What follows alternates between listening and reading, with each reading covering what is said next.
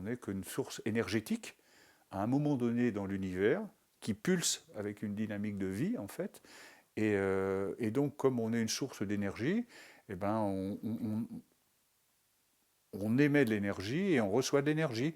Quand on parle, quand on transmet quelque chose, quand on communique avec quelqu'un, ou quand on communique avec quelque chose, on émet de l'énergie. Et quand on va se nourrir, quand on va lire, quand on va ingérer des choses qu'on fait rentrer en nous, bah, on reçoit de l'énergie. Donc voilà, c'est aussi simple que ça, quoi. Je veux dire, on est dans cette dynamique-là. Après, tout le reste, on enrobe. On enrobe avec du texte, avec des mots, avec de la musique, avec des regards, avec des choses qui sont de l'ordre de l'humain, avec nos cinq sens. Mais premièrement, initialement, à la source, c'est que des transferts d'énergie. C'est-à-dire que, par exemple, les rapports entre deux individus, c'est de l'ordre d'une alchimie de l'énergie. Il y a l'alchimie des regards, il y a l'alchimie des sons, il y a l'alchimie des mots, il y a l'alchimie des peaux, il y a l'alchimie des corps, il y a tout ce qu'on veut, mais c'est toujours la connexion de champs vibratoires. Le fait de créer quelque chose, d'avoir un projet par exemple, le projet ne va être possible que si à un moment donné on va avoir l'idée on va projeter une visualisation de ce projet-là, donc on émet déjà, on crée un champ vibratoire, et c'est ça qui va permettre qu'effectivement ça rentre dans la matière et qu'à un moment donné on se donne les moyens pour faire que. Donc je veux dire, si effectivement il y a plein de gens qui ont plein d'idées, mais qui ne vont pas plus loin qu'effectivement la création, la mise en matière de ça.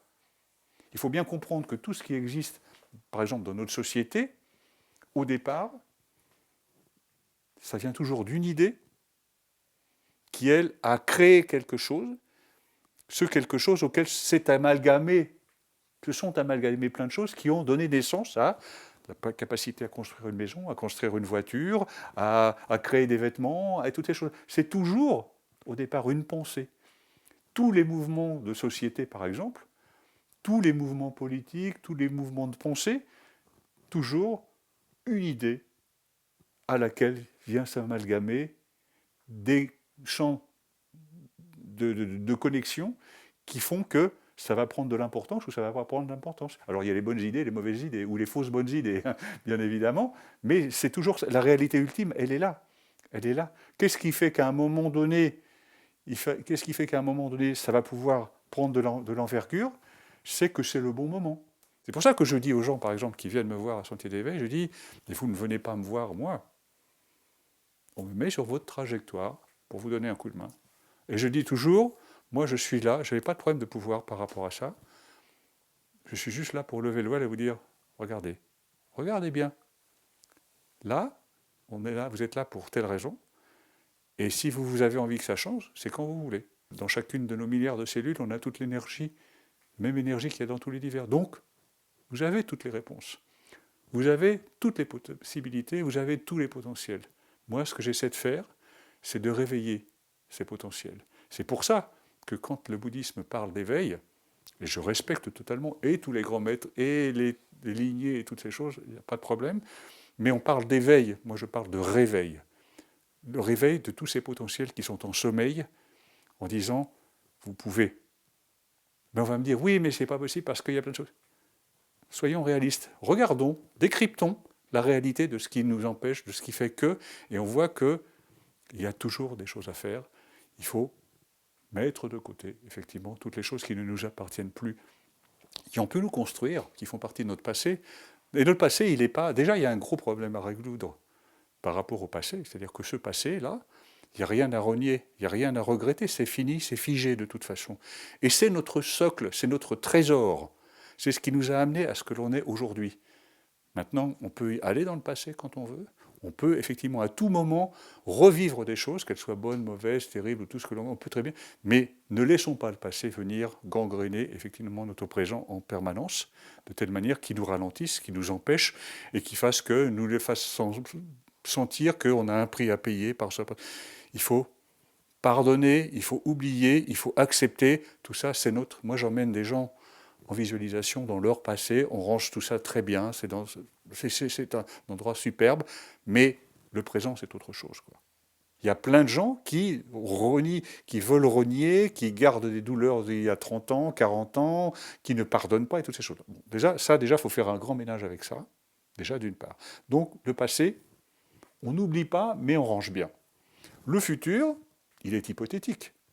Dans un quart d'heure, vous pouvez faire un AVC, ou vous pouvez rencontrer un camion qui va mal vous prendre, et donc c'est fini. Donc, on peut avoir des projets, mais il ne faut pas se faire des films. Parce que si vous faites des films, qu'est-ce qui fait qu'on est complètement dans l'hypothétique totale? Donc ça veut dire quoi? Ça veut dire que, comme le dit le gène, c'est ici et maintenant que ça se passe. Honorez cette journée, ce nouveau jour qui se lève, parce que c'est un nouveau jour, c'est génial.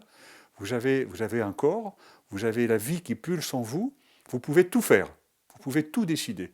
Quel que soit l'acte, vous pouvez décider. Alors après, pour faire, il faut peut-être s'organiser, parce que ça peut être compliqué, mais potentiellement, vous pouvez faire tout ce que vous voulez. Vous pouvez changer de vie, vous pouvez changer de lieu, vous pouvez changer d'activité, vous pouvez tout arrêter, ne rien faire du tout. Tout est possible. Aujourd'hui, là, ici, maintenant. Donc, notre réalité vibratoire, elle est au présent. Et elle est au présent, dans un présent qui change en permanence. C'est l'impermanence des bouddhistes, qui nous explique bien qu'effectivement, nous sommes dans un... Eux nous disent carrément que nous sommes dans un monde d'illusions, en fait. Puisque notre illusion, c'est que ceci, ça dure, ça perdure, ça existe. Or, entre le moment où on commençait à parler et maintenant, on a perdu déjà des millions de cellules, d'autres cellules ont été créées, et donc du coup, on est différent. Donc, on est impermanent, donc on est en renouvellement et ressourcement en permanence. Retour à la case départ, on est le maître de notre trajectoire. On a tous les potentiels. 2, on est le maître de la trajectoire. Si on n'y arrive pas, on se fait accompagner.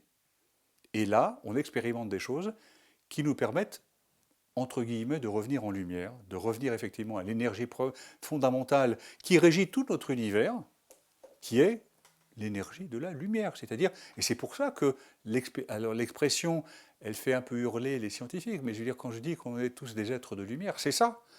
Ça veut dire quoi? Ça veut dire que voilà, on est tous que de l'énergie. Toutes les relations que l'on a avec tout ce qui nous entoure, les humains, les animaux, les plantes, les choses et tout ça, c'est que des relations vibratoires, quoi.